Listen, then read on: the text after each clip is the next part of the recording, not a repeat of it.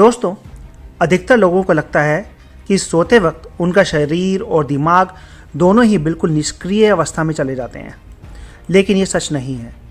जब आप सोते हैं तो आपके शरीर और दिमाग में इतनी सारी गतिविधियां होती रहती हैं कि शायद आपको यकीन ही ना हो।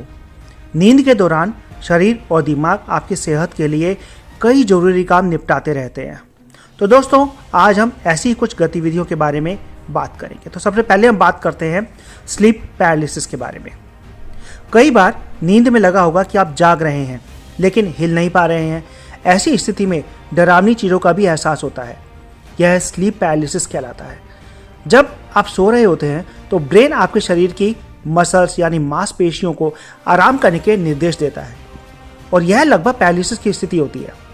लेकिन जब यह स्थिति ठीक से नहीं बन पाती है तो कई बार आप नींद से जाग जाते हैं और डर का एहसास होता है। तो अब बात करते हैं नंबर 2 पे, सपनों में जवाब मिलना।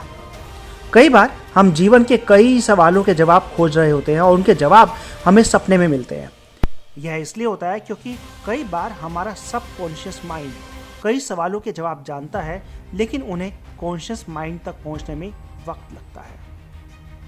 नंबर 3 पे आते हैं, शरीर के बाहर होने का अनुभव होना।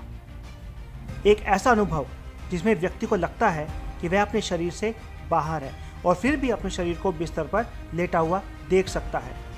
अभी तक इस तरीके से अनुभवों का कोई वैज्ञानिक कारण नहीं मालूम हुआ है। हालांकि बहुत से लोग इसे आत्मा के होने के प्रमाण के तौर पर देखते हैं। कई लोग इस अनुभव के बारे में और जानने के लिए इस स्थिति के होने का अभ्यास करते हैं।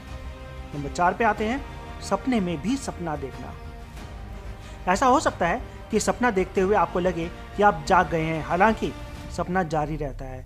ऐसा इसलिए होता है क्योंकि असल में आप नींद से जागते ही नहीं हैं। इस स्थिति का कारण अब तक अध्यात्म का झुकाव बताया जा रहा है, हालांकि वैज्ञानिक अब भी इस विषय की खोज कर रहे हैं।